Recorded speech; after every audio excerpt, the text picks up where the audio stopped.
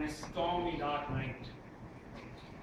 There were 4 travelers traveling together to the great city of Ujjain. Somewhere in between, when they were passing through a thick, dense forest, it started suddenly pouring down heavily, cats and dogs. Obviously, the 4 travelers got quite worried because the jungle out there was quite dangerous in night. It was alive with man-eaters like tigers and wolves prowling out in the night. So they decided to take shelter in a close-by old Shiva temple. Because of the dangerous animals lurking out there, they came up with an agreement that each of them will take turns to keep watch while others may rest. They did some ordering and decided the first person to take the watch. He was a sculptor. When the sculptor took watch and the others were sleeping, soon enough it got cold. Happens with creativity for all of them. The sculptor was a craftsman, unparalleled throughout the entire yarn.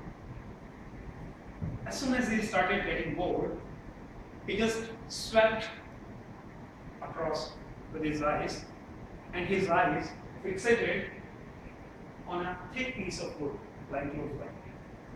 As soon as he picked this piece of log, he had his eureka moment. He brought out his tool bag, and in no time he sculpted out a fantastic feminine statuette out of it. And as soon as he finished completing his final touches, his watch came to an end.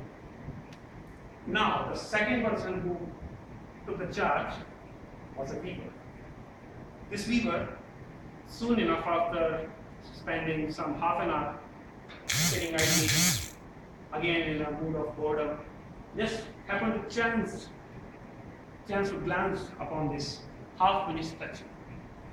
And immediately he felt an urge to weave clothes for it. And guess what? He did quite fantastically. The third person to take the charge was a jeweler, a goldsmith. And this goldsmith was carrying with him astonishingly artistic pieces of precious jewels. And he also observed the half-finished statue and adorned it with marvelous pieces of jewelry, strung with gold and diamonds. And as soon as he finished decorating this statue, his watch came to an end. And the next person to take charge was the fourth and final person. This was a Pandit. This Brahman was no ordinary Brahman.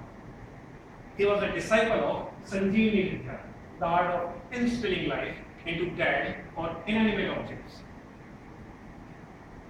And Panditji marveled at this half-finished statuette and thought, what if it comes to life?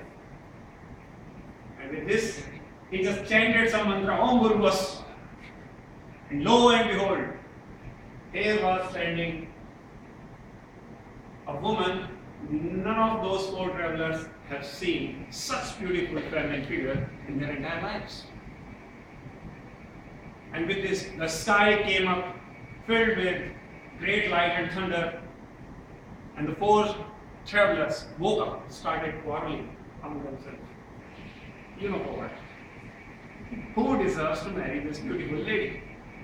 As is the nature of men, they began quarreling and fighting among each other.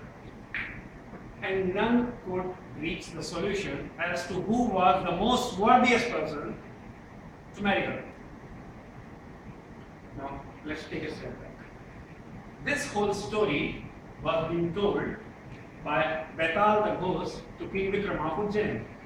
You must have heard those tiny wisdom tales of Vikram and Betal, where Vikram comes to tame the ghost of Betal on every moonless night. He climbs up to a high tree, brings back the half-burnt body of this ghost on his shoulders, and somewhere half the way down there, this body comes back to life, starts telling tales to King Vikram and asks his judgment. And now, before I tell you this judgment, let me ask from you, how many think the sculptor deserves to marry this one? Just a show of hands. Nobody. One. How many think the weaver deserves to marry this one? Nobody. Nobody. How many think the jeweler deserves to marry this lady? Again. How many think Panditji deserves to marry this lady?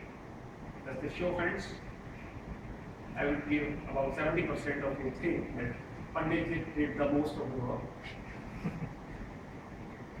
After telling this story, Betal, a very tricky ruler, tells Vikram, "Oh great king, you again brought me back from the tree, and now you are taking me silently to your castle.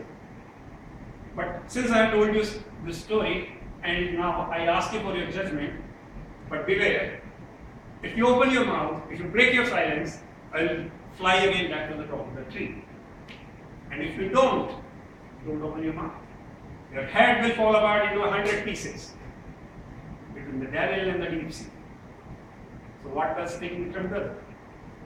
He has no other option but to say this to Brother. Your due brother, this is not done, man.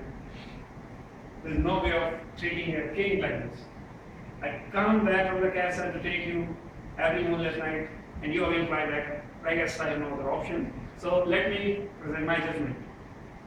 The sculptor who gave a body, who gave a figure to this statuette or the lady at present, was like a father. The weaver who adorned it with clothes was a protector of its honor. So he will be like a brother or mama. Why? Because in our Indian marriage traditions, it's the brother or mama, the maternal uncle, who presents token of gift with clothes in the Char Bhat ritual, right? The Panditji, as was a choice, people's choice, he would be a god to her because he is the soul in this dead object. It will be the jeweler who tied the sacred knot of Mangal Sutra, the sacred thread of gold around this lady. So the winner of this contest is gold students. With this, the Betal laughs out loud, praises the king high, and the bugger goes back to the top of the tree. Another feudal night for King Vikram. Goes out empty-handed once again, but he has to take it out of his chin. And he will come back again to tell this ghost. And we shall listen to another story. Thank you. What do you do?